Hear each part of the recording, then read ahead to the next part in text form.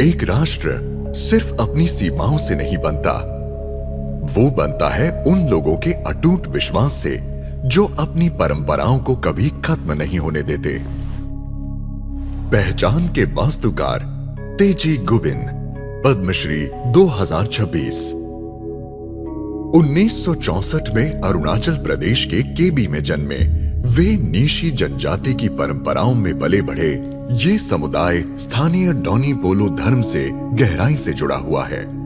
4 साल की उम्र में उन्होंने अपनी मां को खो दिया, जिससे वे अंतर्मुखी हो गए।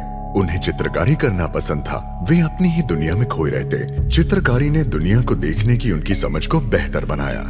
उनकी यात्रा उन्हें उनके गांव से बहुत दूर ले आई। उन्होंने देश के दूसरे छोर पर मशहूर चंडीगढ़ कॉलेज ऑफ आर्किटेक्चर में आर्किटेक्चर की पढ़ाई की और 1968 में ग्रेजुएट हुए। तेजी गुबिन ने Arunachal Pradesh public works department में नौकरी की और आगे चलकर राज्य के चीफ आर्किटेक्ट बने। दशकों तक उन्होंने अरुणाचल के विकास में योगदान दिया और आवास डिजाइन, शहरी योजना और सार्वजनिक ढांचों के निर्माण व मार्गदर्शन में सक्रिय रहे।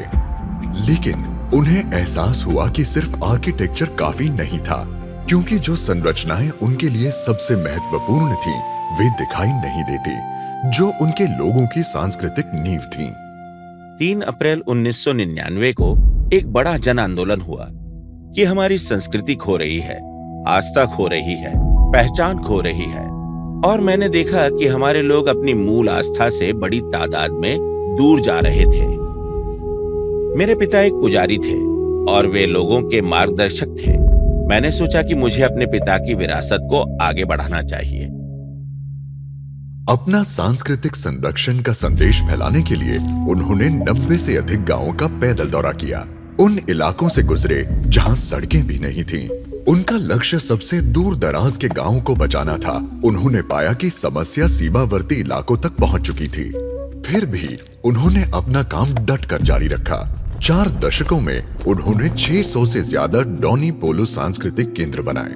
तिब्बत, म्यांमार और भूटान से सटी भारतीय सीमाओं पर स्थित हर दूर दराज के गांव में उन्होंने तिरंगा फहराया। सीमावर्ती लोगों की उपस्थिति, गरिमा और अपनेपन को सशक्त किया। उनके शानदार प्रयासों को लोग अनदेखा नहीं कर पाए। ये एक सामूहिक प्रयास था। मैंने सोचा भी नहीं था कि मुझे ऐसा पुरस्कार मिलेगा। मुझे लोगों के लिए काम करना, दूसरों की मदद करना अच्छा लगता है और मैं जीवन भर दूसरों की मदद और लोगों के लिए काम करता रहूंगा। श्री तेजी गुबिन, पद्मश्री 2026। कोटि कोटि नमन।